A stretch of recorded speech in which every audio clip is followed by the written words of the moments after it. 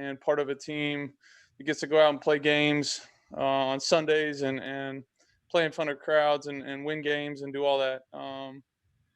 But probably never more of an off season and really of a day today than that I've been more proud to be a part of this team and a member of this team and a member of the NFL and do what I do.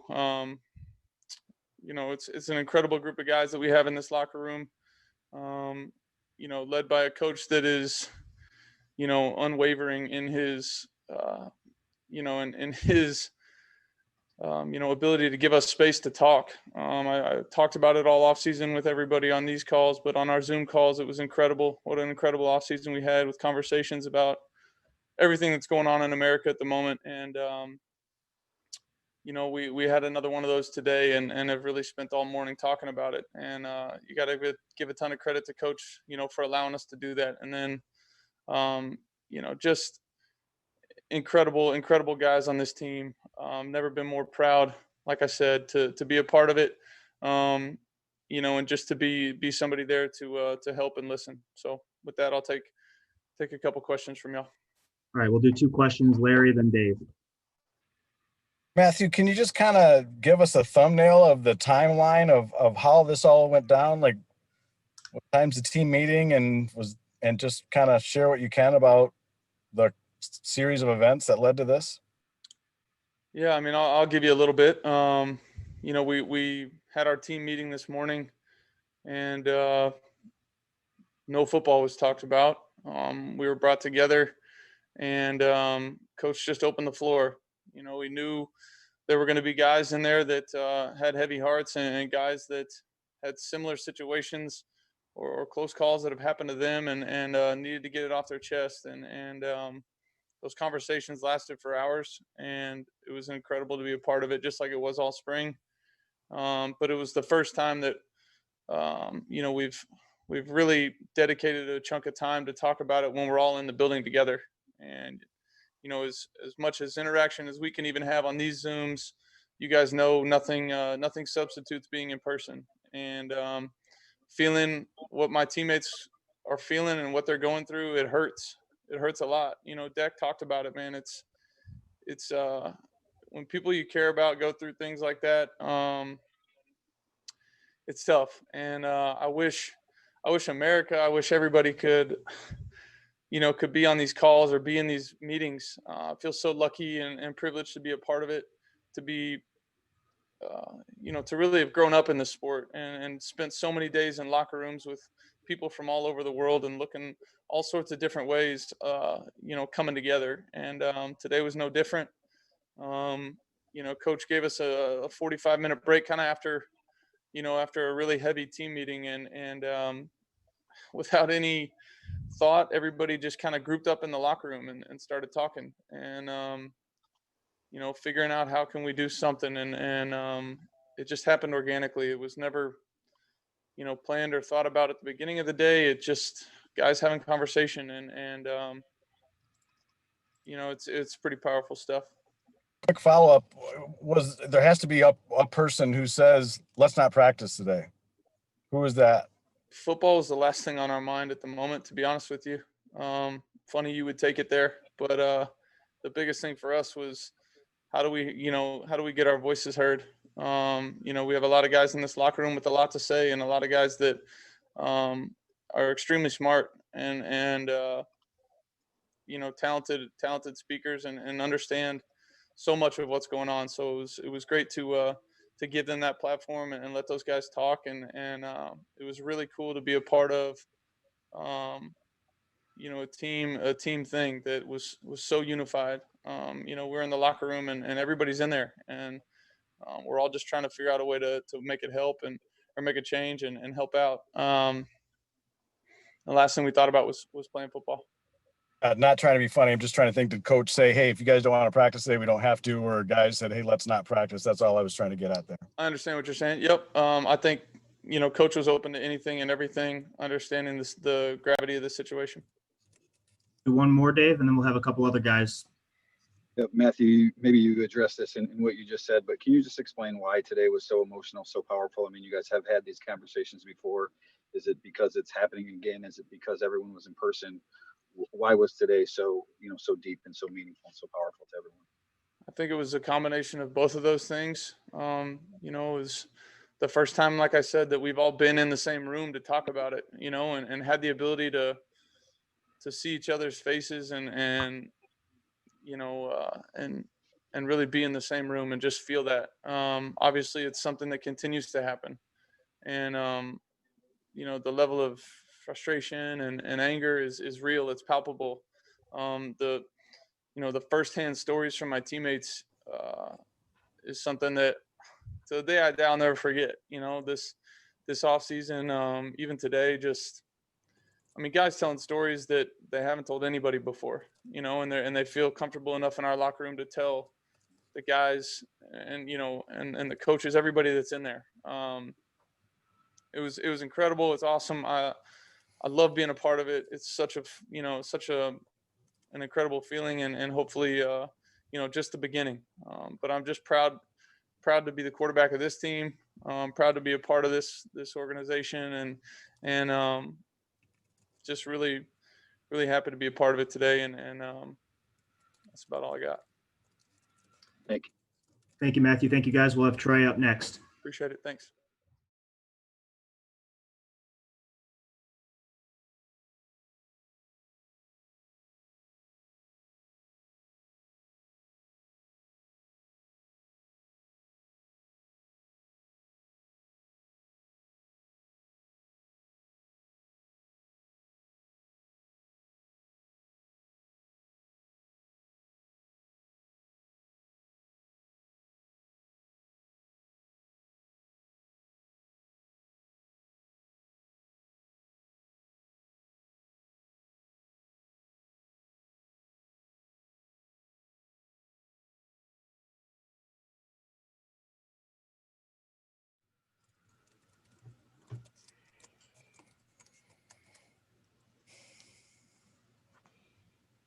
Justin?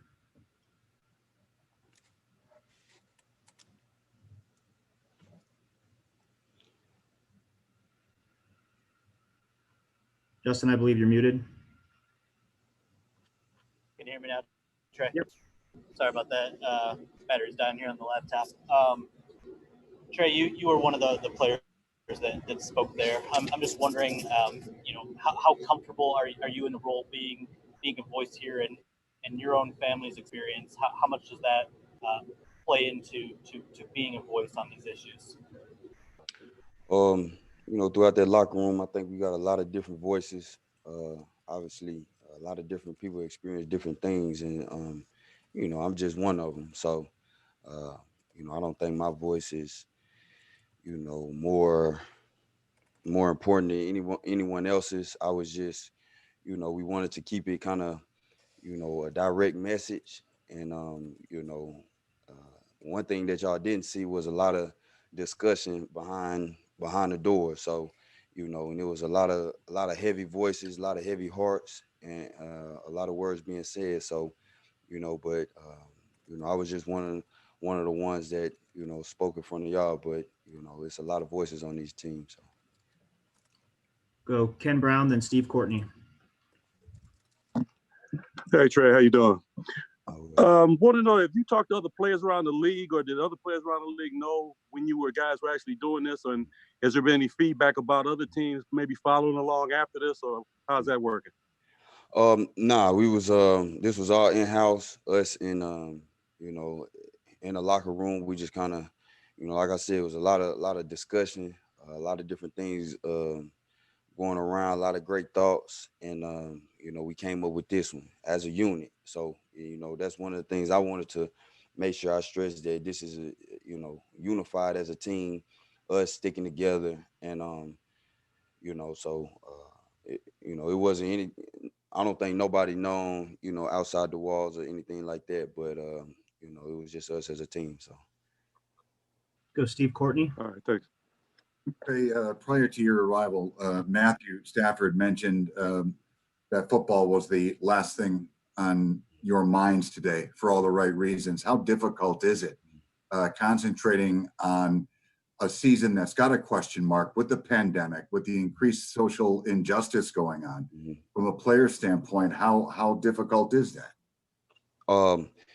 Yeah, I mean, you know, we dealing with times right now where, you know, it's something shaking in the world, you know, and it's definitely a unprecedented time to where, you know, when it comes with the pandemic, but then, you know, something that's probably been going on for quite some time is with the social injustice going on. So, you know, it's just important, you know, for people to understand that, yes, we, you know, we're football players, we're in camp, we're in the bubble, but, you know, uh, like I said out there, you know, we have brothers, we have sons, we have fathers, we have cousins, nephews that, you know, they're not in camp. They're not in a bubble. They really have to go and deal with real world situations. So, you know, that it's tough, but, you know, we understand that, you know, we all have a job to do.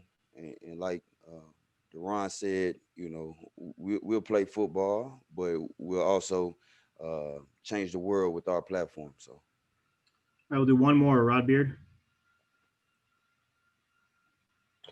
Trey, how much have you learned from what the NBA was able to do with their platform and the messaging they're doing on the back of the jerseys and Black Lives Matter on the court? Are there lessons from that you can take and maybe try to get the Lions to do, or maybe to push for the NFL to do, to have a similar type of impact?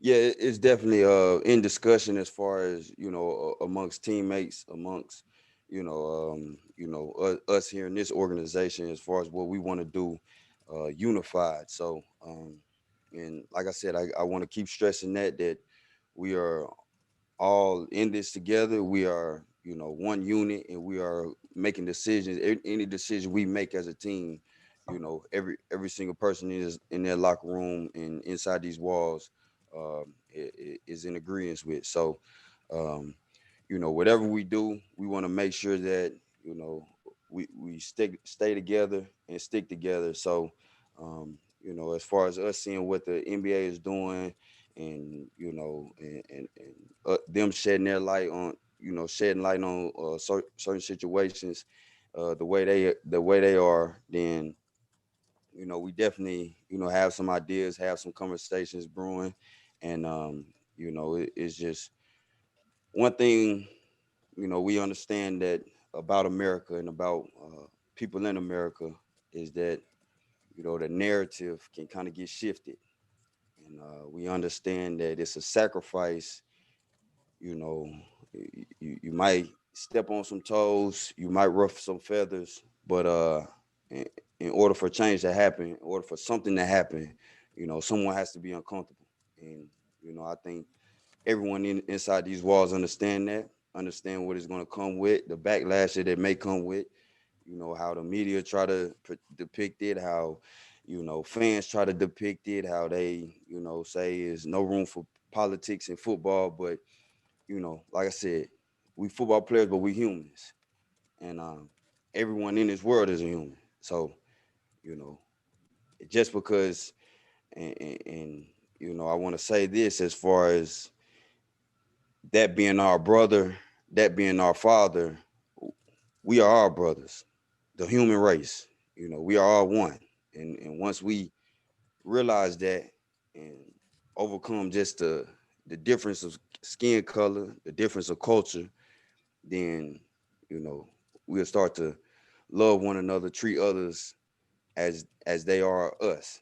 And I think that that's one of the things that, you know, when people look at a message or see something, they have to see it as, you know, themselves, like that's them going through this situation. So um you know, so for us, we're going to have conversations, we're going to spread a message, and we're going to do it as a team.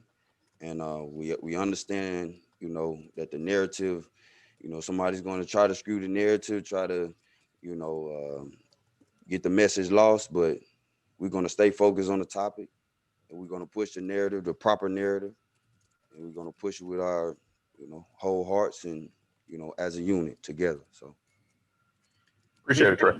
yeah. Thank you, Trey. We're going to have Deron Harmon and Taylor Decker up next, guys.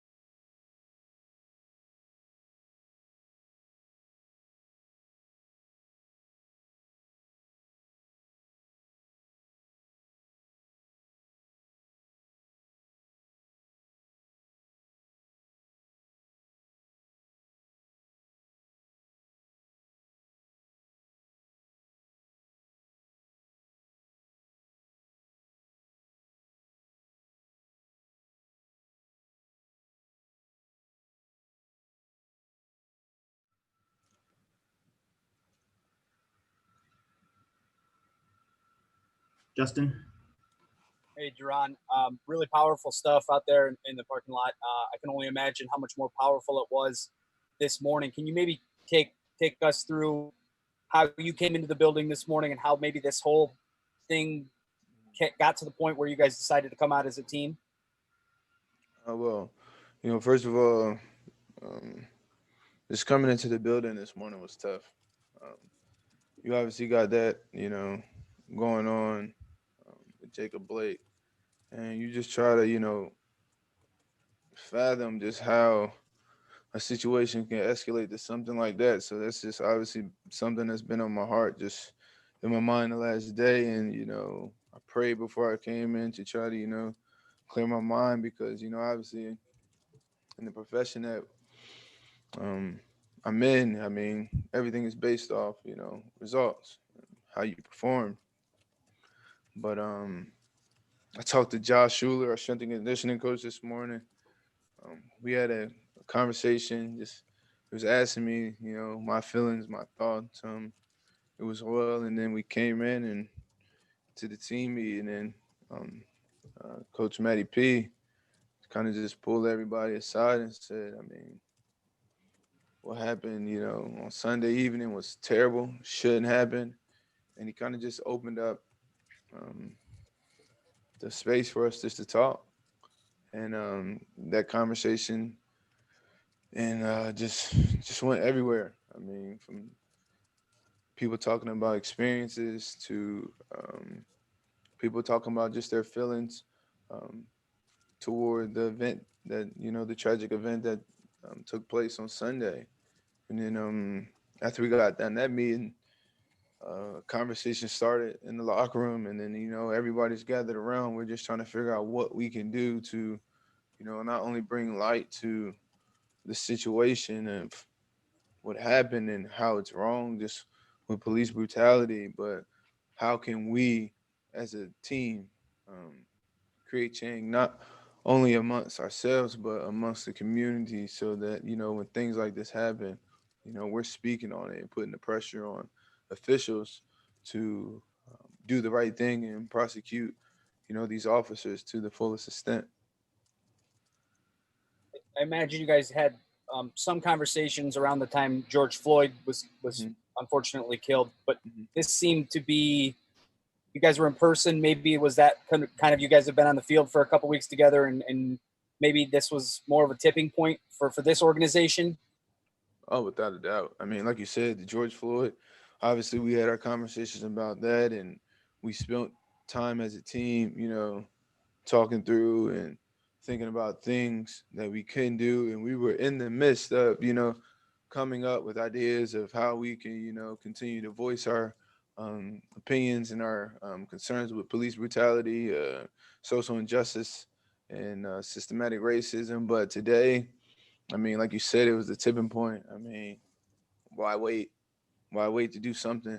And I mean, so many great leaders on the team, from Matt to Trey to Taylor. I mean, guys that really came out there and said, "We're going to do something today," and we can only, be appreciative to our head coach, who listened to how we were feeling and kind of let us set, the uh, set what we wanted to do. And today, practice wasn't on any of our minds. What was on our mind is just the tragic event. Jacob Blake being shot in his back 7 times. Like just let that sit in and think about that real quick. An unarmed guy. You know, trying to get in his car and he was shot in his back. 7 times while 3 of his children were in the car. What if that bullet would have ricocheted off something and killed one of his kids? Would that be enough to prosecute, you know, the officers? Like it was reckless behavior. And I think and sometimes, police officers think that they can just get away with anything. And I mean, you just look at it. History has shown that they have been able to get away with a lot of stuff. And I think it's at the point of time where, we have to hold the police to a higher standard. Um, Taking somebody's life because you can't, arrest them, that's not okay. It's not okay to kill somebody because you feel like you can't subdue them. Like, no, like you need to be better at your job. Like you do what you had to do to subdue him. Don't freaking shoot him in the back in front of his kids. It's not okay. And it never will be okay. And we're going to make sure, you know, this organization is going to make sure that we speak out on it. We can't be silent no more. Nobody can be silent. If you're being silent, you're okay with it. You're okay with what's happening. And nobody in this organization, nobody on this team is okay with it. So we're going to do our part to create change. Thank Ron, you. guys, we'll have Taylor Decker right up after this.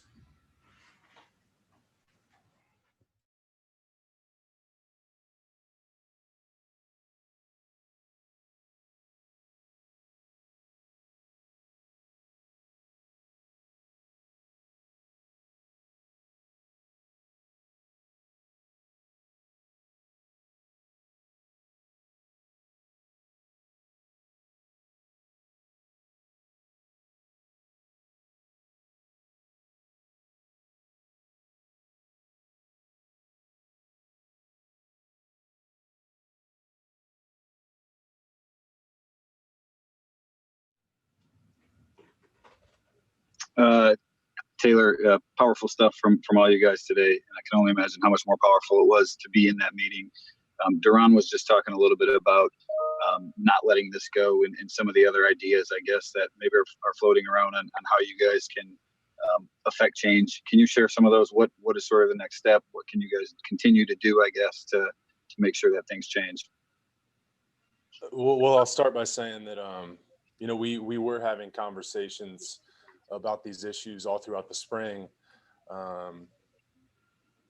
But everybody was where they were, different states all over the place. And while it was powerful, it wasn't as powerful as us getting together here and discussing it face to face, man to man, being able to voice your opinion, your feelings. And I think the thing that really hit home today for me is we get back here in camp and we're in our football bubble.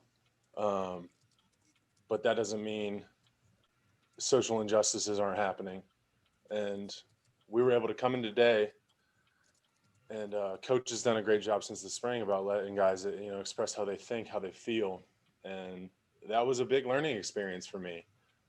Just listening to my teammates, and I said it before, the guys I care about, the guys I love, and what their experience is, and to try to be able to understand.